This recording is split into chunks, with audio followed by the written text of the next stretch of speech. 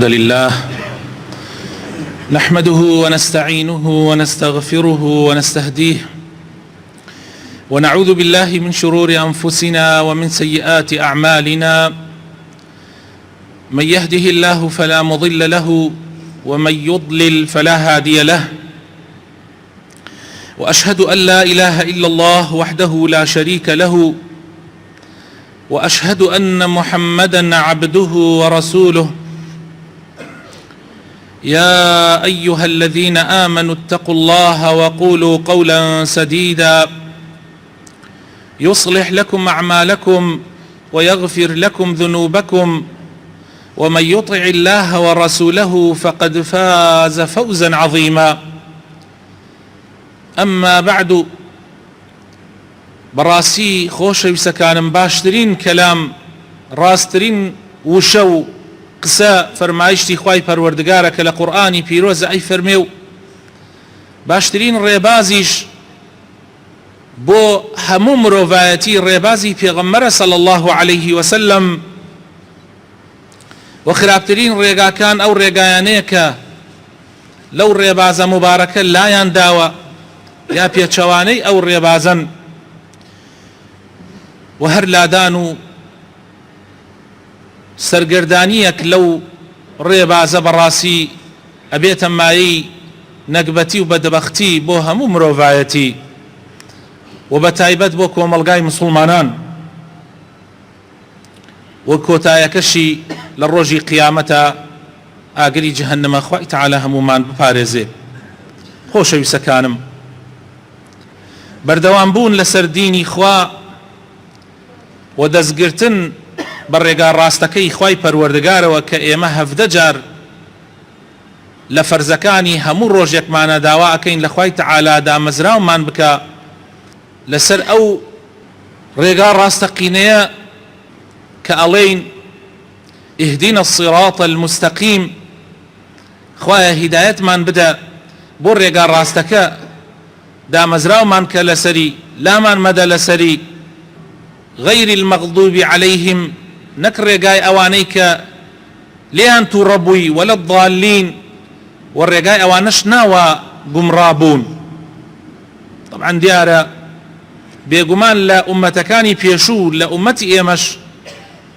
دوای ئەوەی خوای تەعالە پەیامی ڕاستەقینە و ڕێگای ڕاستی بۆ خەڵکی ڕوون کردەوە لە ڕێگای پێغەمبەرانەوە، خەڵکانێک هەن بەهۆی هەر زروف و وەزعێکەوە بێ لەو ڕێگا لایاندا خوالیان تووڕەبوو، گومڕابوون، سەریان لێشیەوە. طبعا دیارە تووڕەبوونەکەی خوا لەوانەیە کە بەعەمدی لا ئەدەن، و ئەوانەشی کە گومڕابوون بە نەزانینەوە گومڕابوون، یعنی خەڵکێکەیە بەقینەوە لە ڕێگا ڕاستەکە لادا وەکو جوولەکە، و خەڵکانێکیشەن گومڕا ئەبن لەبەرەوەی زانیاریان نییە وەکو گاورەکان. بەردەوام بوون لەسەر ڕێگای ڕاست لەسەر دینی خوا بەڕاستی کارێکی زۆر مبارەکە، بەڵگەی ڕاستێتی ئیمانی هەر کەسێکە، و ئەبێتە مایەی ئەوەی کە خێری دین و دنیای دەستکەوێ، بەرەکەتی خوای پەروەردگاری بەسەرادا بەزێ، بگاتە بەرزترین پلەکان لە ڕۆژی قیامەتە لە ناوی بەهەشتە.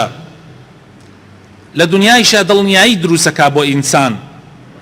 ڕەزامەندی خوای پەروەردگار بەدەست دێنێ، هەست بە لەزەتی ئیمان ئەکا، بە چێژی ئیمانەکە ئینسانی مسلمان ئەگەر لەسەر ئەو ڕێگایە بێ،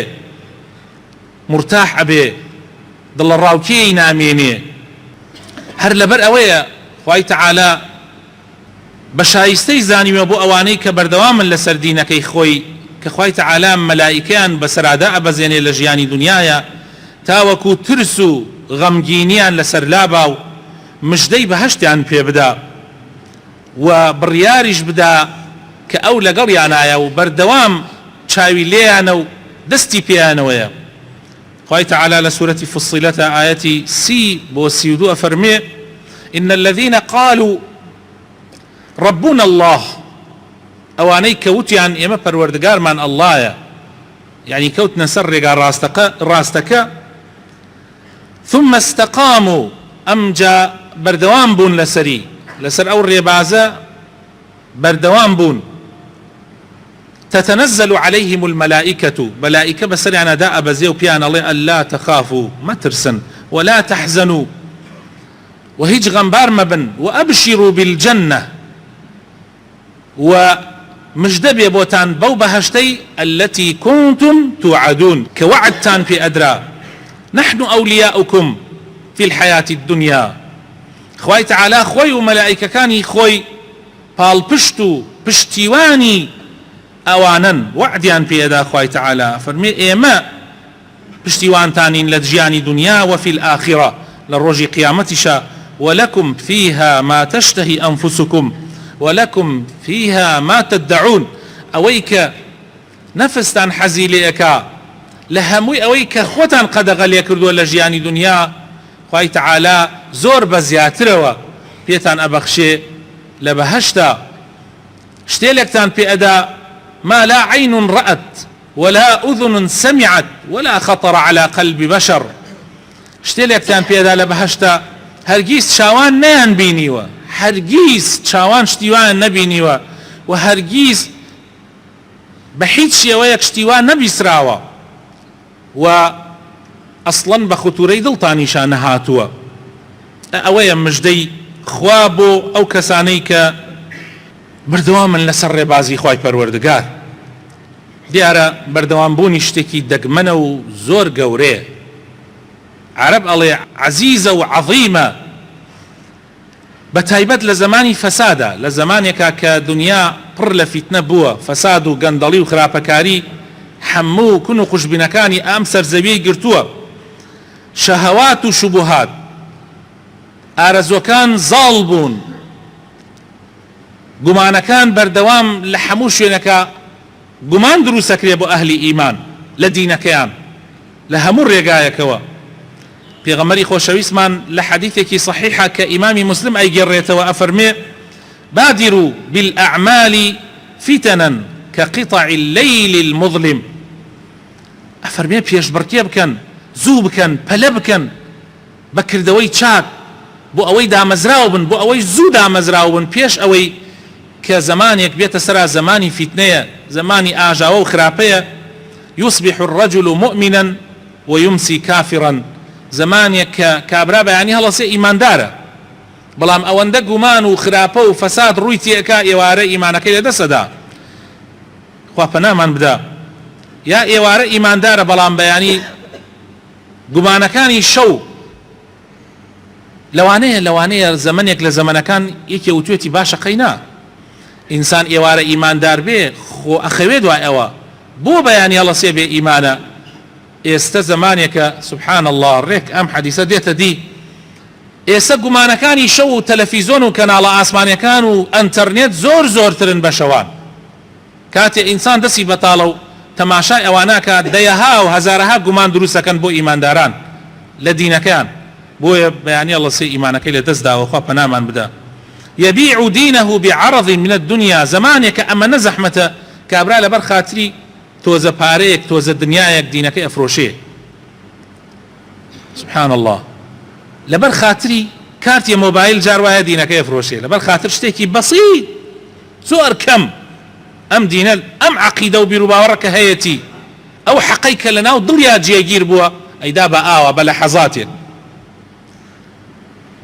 زۆر گرنگە خۆشەویستەکانم بەردەوام بوون لەسەر دینی خوا بەردەوام بوونیش لەسەر دینی خوا بە پاراستنی زمان و بە پاراستنی دڵ ئەبێ ئینسان دڵی بپارێزێ پێغەمبەری خوا صلی الله علیه وسلم فەرمێ لە لاشەی ئینسانە پارچە گۆشتێک هەیە ئەگەر ساغ بێ ئەگەر باش بێ ئەگەر چاک بێ هەموو جەستەی ئینسان چاکەکات بەڵام خوا پەنامان بدە ئەگەر چاک نەبێ هەمووی ئەگەنێنێ لە حەدیثی ترا پێغەمبەر فەرمێ صلی الله علیه وسلم ئیمانی ئینسان ڕاست نابێتەوە تا دڵی ڕاست نەبێتەوە دڵیشی ڕاست نابێتەوە هەتا وەکو زمانی ڕاست نەبێتەوە لەبەرەوە هەندێک خاڵە خەمە بەش شاوتان بە سەریعی و پەلەی بۆ ئەوەی کەوا ئینسان ئەم ئیمانەی کە هەیەی بە تایبەت لە ڕمانگی ڕەمەزانە کە بڕیاری تەواوی داوە بگەڕێتەوە بۆ لای خوا و تەوبە بکات بتوانێت بەردەوام ببێت لەسەری یەکەم ئیمانێکی ڕاستەقینە نەک ئیمانێک بەس تەنها وەکو عادەت وەریگری. عادەت خەڵک دێ بۆ مزگەوت تۆش دێی بۆ مزگەوت، خەڵک نوێژەکە تۆش نوێژەکەی، عادەت هیچ تەسیری لەناو دڵت نییە. ئەو ئیمانە هیچ سوودێکی نییە. بەڵام ئیمانێکی ڕاستەقینە ئەتپارێزێ بەڕاستی. يثبت الله الذين آمنوا بالقول الثابت في الحياة الدنيا وفي الآخرة. خوای تعالی و کەسانە جێگیر ئەکا کە ئیمانێکی ڕاستەقینە ئەهێنن لە ژیانی دنیا. خوای تعالی جێگیریان ئەکا لە فیتنە و فەساد و خراپە ئەیان پارێزێ و لە ئاخرەتی شەهر ئەیان پارێزێ. زانایانمان ئەفەرمن لە ئاخرەتە مەقسەد لە پرسیارەکانی ناوی قەبرە کە سەرەتای ئاخرەتە، کە دەستپێکردنی ئاخرەتە. لە پرسیارەکانی ناوی قەبر کاتێ پرسیاری لێ یەکەن کێ پەروەردگارتە، خوای تعالی دامەزراوێکا کە بڵێ ئەڵڵاه. پێغەمبەرەکەت کێیە؟ محەممەد صلی الله عليه وسلم. دینەکەت دینی ئیسلام. لەسەر ئەوە خوای تعالی جێگیر و دامەزراویان ئەکا. دەستگردن بە قورئان و هەوڵدان بەوەی کە لێی تێبگەی کە بیخوێنیتەوە بەردەوام لەگەڵ یابی، چونکە قورئان گومانەکان لەناو دڵە ئەڕوێنێتەوە، ئیسراحەت بە دڵی ئینسان ئەدا، باسی بەسەرهاتی پێغەمبەرەکانمان بۆ ئەگێڕێتەوە، باسی بەسەرهاتی پیاوچاکانمان بۆ ئەگێڕێتەوە. وشەی خوایە بەرەکەتی تایە بەس بە خوێندنەوەی، بەس بە گوێگرتن لێی. دەستگرتن بە قورئانەوە بە چاکی باشترین پارێزەرە و هەروەها بە سونەتەکانی پێغەمبەرەوە صلی الله عليه وسلم کە ئەمڕۆ زۆر بە توندی دژایەتی سونەتەکانی پێغەمبەر ئەکرێ بۆ ئەوەی مسلمانان بتاکێننەوە کە لە سونەتەکان تاکانیانەوە ئەم جابەرشە بنە قورئانیش. جا پێغەمبەری خوا صلی الله عليه وسلم ئەفەرمێ دووشتم بۆ جێڵاون لە دوای خۆم، ئەگەر دەستی پێوە بگرن هەرگیز گومڕا نابن، قورئان و سونەتەکانی پێغەمبەر صلی الله عليه وسلم. ئامان خۆشەویستەکانم، کاتەکانی خۆتان بەفیڕۆ مەدەن، بەم لاو بەولاو وەقتی خۆتان مەکوژن، لە جیاتی خۆ مەشغوڵکردن بە کتێبی هیچ و پوچەوە کە تەنها کاتەکان تەکوژێ، بە گوێگرتن لە هەندێک گۆرانی کە بەڕاستی تەنها بێغەمبار و خەفەتبار تەکا.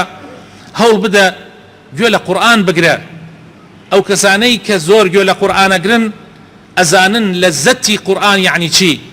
ئەو کاتە بیر لەوە ناکەنەوە کە گوێ لە شتی تر بگرن، وا بزان با غەمەکانمان بڕوێتەوە تۆزێ گوێ لە فڵانە کەس و فڵانە کەس و فیسانە کەس بگرین.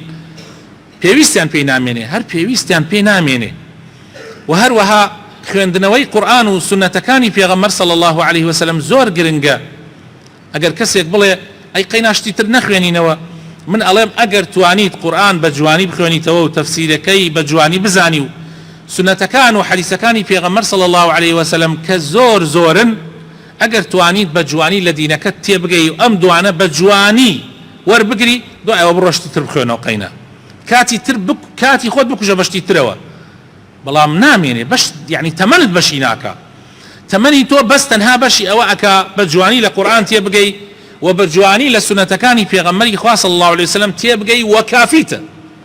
قەسەم بەخوا کافیتە بۆ دنیات بۆ ئاخرەتیشت. جا زۆر گرنگە دەستگرتن بەوانەوە. من وەکو نەسیحەتێک لەوانەیە من جارێکی تر نەتوانم لێر و نەسیحەتتان بکەم، لەوانەیە خۆحافیزی لە یەک بکەین لەم دنیاە و ئیتر تەواو ئەمە کۆتا ڕۆژمان بێ لە دنیا، بەس ئەمە لە گوێ بگرن ئەوەی ڕزگارت ئەکا قورئان و سونەتەکانی پێغەمبەر صلی الله عليه وسلم کە دەست پێوە گرت هیچ کەسێ ناتوانێت بتخەڵەتێنێ، هیچ کەسێک ناتوانێت فێڵت لێ بکە. ئەوە زۆر گرنگە خۆشەویستەکانم. هەروەها خۆشەویستەکانم مسلمانە بەڕێزەکان، عیبادەتەکان دەستی پێوە بگرن، بە تایبەت نوێژە جەماعەتەکان، هاتنتان بۆ مزگەوت، هاتنتان بۆ جمعە و جەماعەت، هیچ کەسێک نەتان خەڵەتێنێ. بڵێ وەڵا جمعە چییە؟ مەلاکان کەی قسەی حەقەکەن؟ مەلاک یعنی ناشرینکردنی طبعا مامۆسایانی ئاینی موامەرەیەکی زۆر زۆر گەورەیە، زۆر زۆر گەورەیە لە دینەکە. مەقسەدیان وەڵڵاهی مامۆسایانی ئاینی نییە. ئەی بۆ ئەو مامۆسا ئاینانەی کە لا ئەدەن بەرەو لای خۆیان کە ئەوێکی باشن و ئیتر ڕێزیان لێ ئەگیرێ، بە شەرتێک ئەوانە لە دینەکە لا ئەدەن و حەقەکان باس ناکەن و ئەبن بە دژمنی قورئان و سونەتی پێغەمبەر صلی الله عليه وسلم، بەڵام ئەوانە ئەبن بە پیاوی باش. سبحان الله. کەوابوو ناشرینکردنی مامۆسایانی ئاینی من ناڵێم مامۆسایانی ئاینی معصومن پێغەمبەرن نەعوذ بالله مامۆسایانی ئاینی بەشەرن بەڵام تۆ گوێ لە قورئان و سونەتەکە ئەگری گوێ لە قسەی ئەوان ناگری هاتنت بۆ مزگەوت ئەبێ زۆر بە جددی بێ و بە دڵگەرمی بێ و بۆ ئەوە بێت تێبگەی و بۆ ئەوە بێ فێر ببی باسی زمانی نەوەتەکانتان بۆکەم یا ئەتوانم بڵێم هەشتاکان لە ئەم گەرمیانە هەمووی ئێمە گەنج بووین هیچ دەست نەئەکەوت کەس نەئەبوو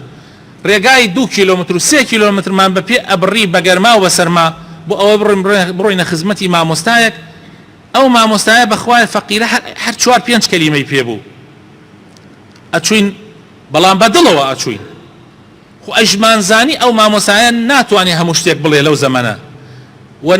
زۆر شتیشی پێ نییە بەڵام کەدا ئەنشتین لەزەتێکمان ئەبینی بەشی هەفتەکەی تریە کرد تا هەفتەکەی تر بەشمانە کرد ئەوە ئەمێنێتۆ لای خۆت تۆ بەو شێوازە بێ بۆ جمعە و جەماعەت کە بتەوێت لە دینەکە تێبگەی خوا چی ئەفەرمێ پێغەمبەری خوا صلی الله علیه و سلم چی ئەفەرمێ زۆر گرنگە خۆشەویستەکانم بەردەوامبوونت لەسەر تاعات وات پێ ئەکا بە تایبەت نوێژ و جمعە و جەماعەت وات پێ ئەکا خوا بتپارێزێ پرسیانیان لە خاتو عایشە کرد پێغەمبەری خوا صلی الله علیه و سلم کردەوەی چۆن بووە یعنی عمل و عیباداتەکانی چۆن بووە فەرموویەتی پێغەمبەری خوا صلی الله علیه و سلم عیبادەتەکانی بەردەوام بووە یعنی پێغەمبەری خوا صلی الله علیه و سلم نوێژی سنەتی بکردایەتە تەرکی ناکرد ڕۆژێکیان لەبەر خاتر ئەوەی پارەیەکی زۆر هەبوو ئەبێ دابەشی بکردایە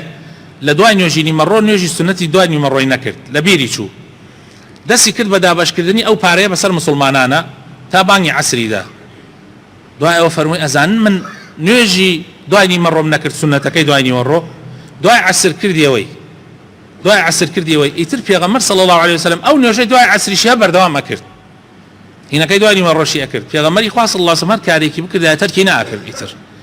پێغەمبەری خوا صلی الله علیه و سلم شەو نوێژی بکردایە تەرکی نەئەکرد ئەی فەرموو عەبدوڵڵا کوڕێکی زۆر باشە بەس خۆزگایە شەو نوێژی بکردایە کوڕێکی زۆر باشە بەس خۆزگایە شەو نوێژی بکردایە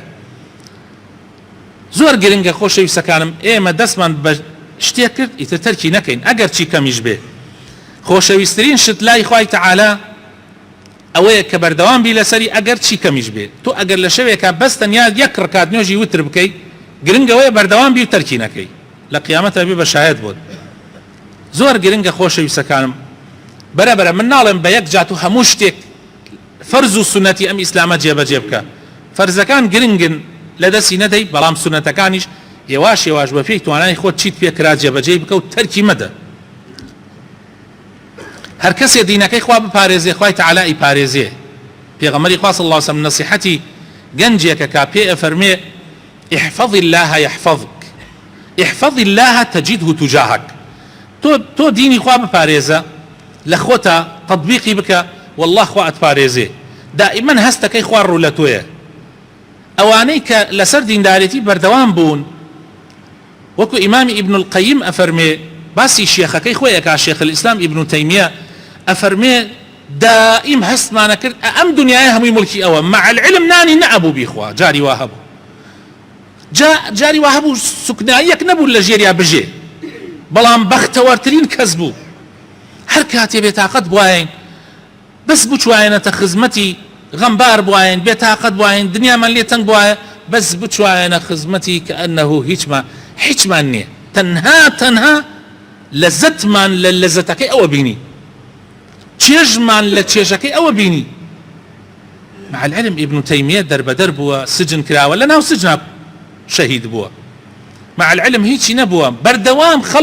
خەڵکی فیتنە و خراپەکار بۆیان لێداوە بەڵام ئیمانەکەی ئەوەندە پتەو بووە ئەوەندە ساغ بووە توانوێتی بەرگەی هەموو ناڕەحەتەکان بگرێ و چێژیشی لێ بینیوە فەرموویەتی دوژمنان چی بە منەکەن دوژمنان ئەگەر سجنم کەن سجن ئەبێتە خەلوەت و من ئاواتم ئەوەیە خەلوەت بکەم بە خواپەرستی و ذکر و دوعا ئەگەر ئەشم کوژن ئەوە ئەگەم بە خۆشترین ئاواتەکانی خۆم کە شەهیدیە زۆر گرنگە خۆشەویستەکانم زۆر گرنگە ئێمە بەم ئیمانەوە بڕواینە شتەکانە بزانین ئەم دنیاە کۆتایی پێتە دنیا چییە خۆی والله دنیا زۆر لەوە کەمترە کە ئێمە زۆر بە جددی گردمانە. كل نفس ذائقة الموت، هەموو نفسی ئەبێ بمرێ. یعنی ئێستا ئەمەی دانیشتوین لێرە کەس هەیە بڵێ من نامرم؟ کەس هەیە زەمانی کا بڵێ من تا ساڵێتر نامرم؟ کەس ناتوانێت زەمانی کا کەوابوو كل نفس ذائقة الموت، پیاو چاک و پیاو خراپ، دەسڵاتدار و بێدەسڵات، هەمووی ئەبێ بمرێ، مناڵ و گەورە، خۆ ئەوەنە گەنجە مرێ، ئەوەنە پیر نامرێ، ژن و پیاو هەمووی ئەبێ بمرێ. کە زانیت مردن هەیە ئیتر بۆ ئەترسی لە ڕزقی خۆت. خۆ ئەوانەیشە ڕزقیانیش فولە هەر ئەمرن، ئەوانەی دەسڵاتداریشن هەر ئەمرن، ئیتر بۆ خەفەت ئەخۆی تۆ ژێردەسەی ژێر چەپۆکەی؟ خەفەت مەخۆ، زۆر دڵت بە دینەکەی خۆت خۆش بێ و بزانە ئەو ڕزقەی بۆ تۆ هاتووە هیچ کەسێ ناتوانێت بیگرێتەوە، و بزانە ئەو ئەجەلەی تۆ هیچ کەسێ ناتوانێت پێش و پاشی بخا یەک دقە یەک سانیە، ئیتر بۆ بێتاقەتە بی. كل نفس ذائقة الموت وإنما توفون أجوركم يوم القيامة فمن زحزح عن النار وأدخل الجنة فقد فاز. وبزانا أي مسلماني بريز، أي خوشكو براي بريز، أجروا باداشتكان حموي لقيامتها. الدنيا امتحانة، برسيت بي تيربي هر امتحانة، هيچی نامێنێتەوە، نەبرسێتێکە وەکو خۆی ئەمێنێتەوە، نەتێرێکەش وەکو خۆی ئەمێنێتەوە. ئەمە تاقیکردنەوەیە. وإنما توفون أجوركم كي دوای ئەوەی کەوا ئەو چاوت نوقان نەجات تەبێتر لە دنیا. ئەگەڕێتەوە بۆ لای خوای پەروەردگار لەوێ پاداشتەکان هەیە. ئەمجا ژیانی حەقیقی دەست پێ ئەکا، ئەمجا ژیانی ڕاستەقینە دەستی پێ ئەکا. ئەبیسمەوە جاری وا هەیە خەڵکانێک هەیە ئەڵێ لەم دنیا و لەو دنیا، ئەوە دنیا نییە خۆشەویستەکانم، ئەوە قیامەتە. ئەو کەسانەی وا تێگەیشتن ئەوە دنیایە، ئەوە دنیا نییە، ئەوە عولیایە، ئەوێ لەوێ پاداشتە گەورەکانە، ژیانی حەقیقی و هەتاهەتاییە. ئەمەی دنیا ئەمە دنیایە کە ئێمە لە ناوێ، کە ئەگەر نان نەخۆی برسیت ئەبێ، ئەگەر ئاو نەخۆیتەوە تینیوت ئەبێ، ئەگەر شتێک نێوە دادپۆشێ سەرمات ئەبێ، گەرمات ئەبێ، دائیمەن زەعیفی سکت بچێ دنیات لێ تێتە یەک، تۆزێ مەعیدەت ئێشی بێ دنیا لێ دێتە یەک، تۆزێ دڵت زیاد لێدە ئەترسی، دوژمنێ چاوت لێ بازکات و ئەترسی، بڵێن مەعاشەکە دواکەوێ ئەترسی. ئەمە دنیایە، ئەمە دنیایە. ئێمە لەبەر خاتر موچە و مەعاش و ئەمانەت دینی خۆمان ئەفرۆشین. ئەمە دنیایە، ئەمە دنیایە، بەڵام ئەوەیان عولیایە. خۆشەویستەکانم، تۆ ئەگەر ئیمانت بەوێ هەبێ ئەمەت لەبەر چاو بچووکە بێتەوە، ئەڵێ چی مردن من مردنی قەرزارم تەواو،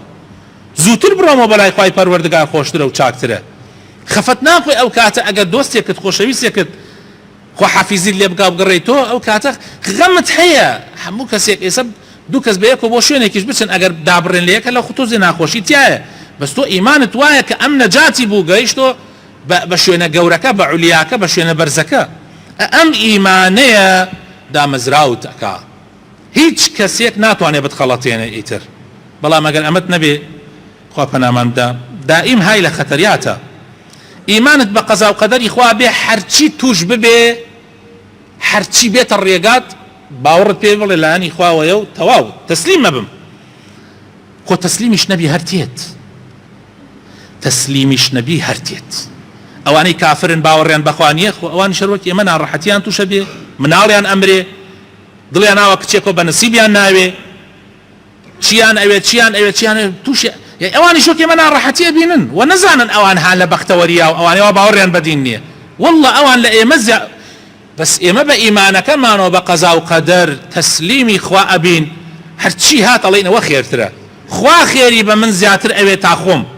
چونکە خوا منی خۆشەوێ. خوای تەعالا چاکەکانم بە نسیب ئەکا.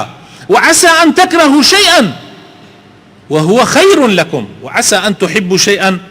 وهو شر لكم. نەکەن مسلمانان پینتان لە شتێک بێ کە خوا بۆتانی تێرێ، وا بزانن یعنی ئەو شتە زاهیرەکەی وا دەرەکەوێ، تۆ حەزی لێ ناکەی، بەڵام خێر ها لەوەیە. هەنێ جاریشەیە شتێلێک دێتە ڕێگات، بەڕاستی تۆ زۆر دڵت پێی خۆشە، بەس نازانی ئەوە خراپەی تایە. جا دائیمەن هەرچی بوو تەسلیمی خوا بکە. کە تەسلیمی خوات کرد ئیسراحەتەکەی. زۆر مهمە ئینسان باوەڕی بە قەزا و قەدەر هەبێ. ئەمجا هەڵیش نەخەڵەتێک کە کافرەکان و منافقەکان و فاسقەکان ماوەیەک دنیایان بەدەستۆیە. خوای تەعالا لە قورئانە وەڵامی ئەمەمان نەدات و ئەفەرمێ لە سوورەت ئالی عیمرانە، دوایی بڕۆنەوە سەیری قورئان بکەن آياتي 196 خوای تعالى أفرمي لا يغرنك تقلب الذين كفروا في البلاد متاع قليل ثم مأواهم جهنم وبئس المصير. هیچ هەڵ نەخەڵەتێن کاتێ بینن کافرەکان دنیایان ها بەدەستۆ هەموو شتێک بەدەستی ئەوانەوەیە. واللهی لەزەتێکی زۆر کەمە. کوا ڕۆنالد ڕێغن ڕئیسی ئەمریکا و ماوەیە دنیا هەمووی بەدەستیەوە کوا گەورەترین دەسڵاتدارەکانی ئەم دنیاە کوا کیسرا کوا قەیسەر کوا هەموو کیسرا و قەیسەرەکانی ئەم زەمانە هەموویان ڕۆیشتن. ئەوانەی کە پایانە قوتاوە زەویە خەڵق ئەلەرزی کوان ڕۆژێ لە ڕۆژان گەڕانەوە مەلایکەی مەوت دەستی ناوە ناقڕیان و تەواو متاع قليل شوێنیان کوێیە جەهەنەم وبئس المصير. بەڵام تۆی ئیماندار بە ئیمانەوە ئەڕۆیتە پیری ئەوەوە. یەکێکی تر لەوانە خۆشەویستەکانم دوعا بکەیت دائیمەن خوا بەردەوامت بکە. دوعا زۆر مهمە سلاحی ئیماندارە چەکی ئیماندارە زۆر مهمە. ئیسە بڕۆ تەماشای قورئان بکە لەم سەرەوە بۆ ئەو سەر کاتێ باسی پێغەمبەرەکانت بووە کە هەموویان دوعایان هەیە چەکە ڕاستەقینەکەیان دوعایە. خوای تەعالایش دوعای گشت پێغەمبەرەکانمان بۆ باسەکە. ئادەم و حەوا کە هاتنەتە سەر زەوی بە سەیرەکەی دوعا ڕزگاریانی کردووە. نوح عەلەیهی السەلام ئیبراهیم عەلەیهی السەلام بڕۆن تەماشاکەن گشتی دوعایە. پێغەمبەری خۆمان صلی الله علیه وسلم هەنگاوی نەناوە بەبێ دوعا و زیکر. زۆر گرنگە خۆشەویستەکانم. یعنی تەسەورەکەن پێغەمبەری خوا صلی الله علیه وسلم لە جەنگا هەر دوعای کردووە لە ناڕەحەتیە دوعای کردووە دژمنان گەماڕۆیاندا دوعای کردووە لە خۆشیە دوعای کردووە تەنانەت برای نەهاتۆتە مزگەوت دوعای کردووە دەرچووە دوعای کردووە ڕۆیەتە لای خێزانەکانی دوعای کردووە زکری کردووە. تەنانەت خۆشەویستەکانم ئینسانە چێتە سەر ئاو و تەوالێت پێغەمبەری خوا صلی الله علیه وسلم فێرمانەکات دوعا بکەین هیچ وە بێ خوا ناکرێ زکر بکەین. یعنی زکر و دوعا هەموو ژیانمانی پڕ کردە لە خۆشی و لە ئیمان و لە باوەڕی قایم بە قەزا و قەدەر. ئەو زکرە و ئەو دوعایانە ئەتبەسێتە خواوە ئەتبەسێتە دینەکەی خواوە. دائیم هەستەکەی تۆ هەموو ژیان خوا بۆ تۆ خەڵقی کردووە. ئەوە نە مرتاحی ئەوە نە ئیسراحەتی. گرتنی ئەو ڕێگایی کە پێشکینان و پیاوچاکان لەسەری بوون. خۆشەویستەکانم قەت مەخەڵەتێن بە ڕێگای فلان و فلان و فلان. ئەوانەی کە لە دنیا دووسێ قسەیان کردووە لەوانەیە هەندێک قسەیان ڕاست بێ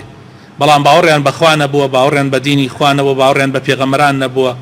ئەوانە قسەکانیان بەس قسەیە هیچ نەتیجەیەک و بەرهەمێکی نییە ئیلا نەکبەتی و بەدبەختی نەبێ بۆ مرۆڤایەتی. بەڵام ڕێبازی پێغەمبەران و پیاوچاکان ئەگەر دەستی پێوە بگری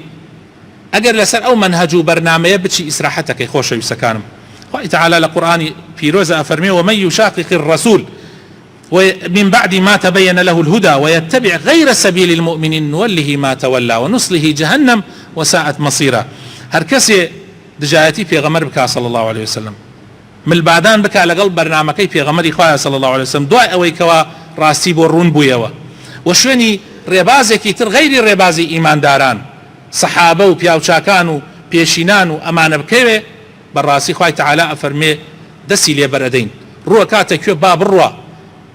بەڵام مەسیرەکەی بۆ کوێیە بۆ ئاگری جەهەنەمە خوا پەنامان بدە.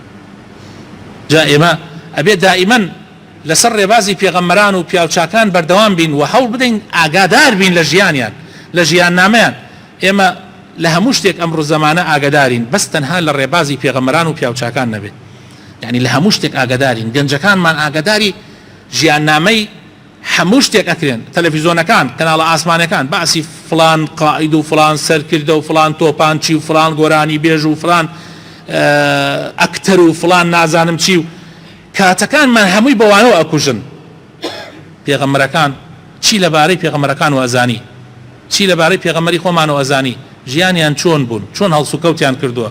چۆن لەگەڵ خوایە لەگەڵ خەڵقا معاملەیان کردووە. دواییش ئەم گەنجە کە هیچ لەبارەی پێغەمبەرەوە نازانێ هیچ لەبارەی قورئان و نازانێ تێڕەخ نەشەگرێ بە سێ و چوار قسەی پڕوپوچ کە دوژمنان هەڵێچنن تێ ئەو قسانە باسەکاتەوە هیچ ئاگایشی نییە. یەکێک لەوانە کە ئێستا ئەلحەمدوللا ڕوڕەش بووە ڕۆژێکیان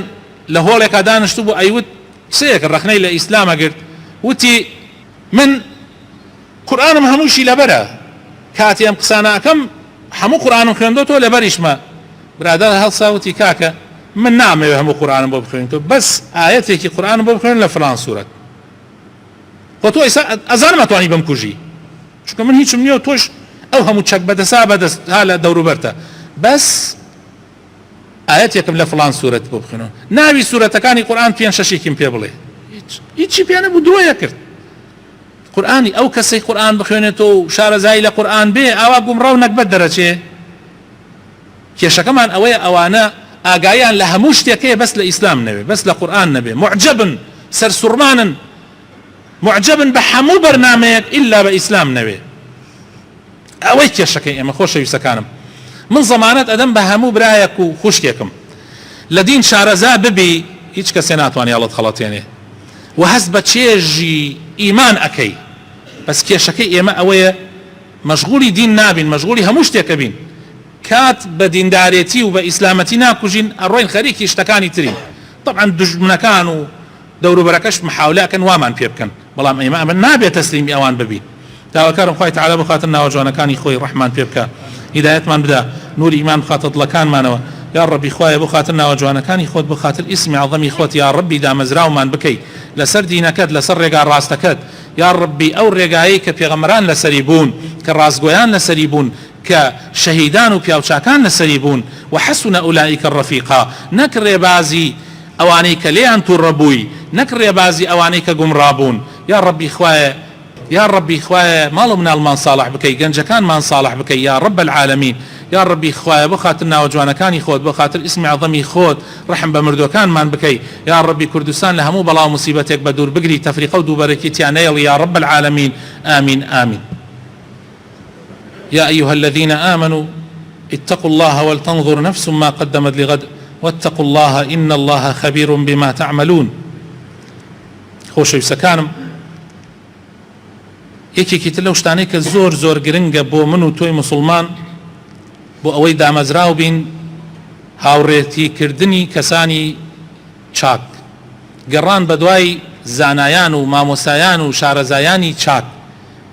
کە زۆر لە مەجلیسیانە دانشین هەرچی خەم و خەفەت و کێشەمان هەیە لە لای ئەوان باسی کەین چونکە ئەوان ئەمینن ئەوان پارێزەری نهێنەکانمانن ئەمجا ئەوان بەڕاستەقینەی بەبێ تەماح بەبێ تەماحی پارە و پول تەماحی منسەب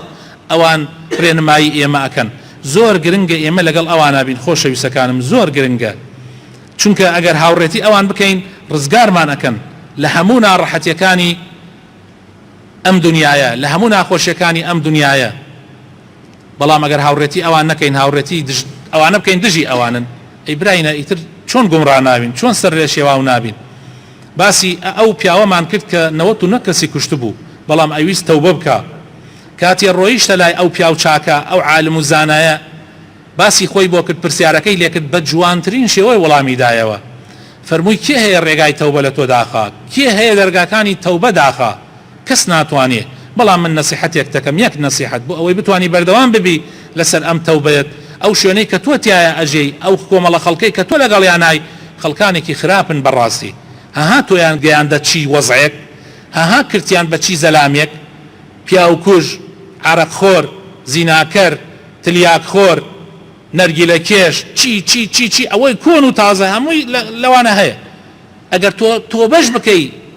ناتوانانی بەردەوام بی هاوڕێتی ئەوان بکەی هەر وەک ئەوان لێ دەرەچێت دوای هەر گەڕێتەوە سەر ڕێبازەکە ئەوان بەڵام واز لە ئەوان بێنە لێرەوە سەر ڕێگا چاکەکە بڕۆ بۆ ئەو شوێنەی کە کۆمەڵە خەڵکێکی تایە خواپەرستن داوێن پاکن کۆمەڵە خەڵکێکی تایە دوورن لە خراپە دوورن لە فیتنەی دوورن لە بێمتمانەی بچۆ لە لای ئەوان ڕزگارت ئەبێ جا ئەوەیە منیش هەر ئەوە ئەڵێم دەستگرتن بە ئەو کەسانەوە لەگەڵبوونی ئەو کەسانەیە بەڕاستی ئەبێتە مای ڕزگاربوونمان پێغەمبەران ئەوانەی لەگەڵ پێغەمبەرەکانە بوون لە هەموو سەردەمێکە گەنجەکان بوون چونکە گەنج هەرچی خەم و خەفەتی گەنجان هەیە چارەسەری لە لای مامۆستا ڕاستەقینەکانە لە لای شارەزا ڕاستەقینەکانە لە دینی خوا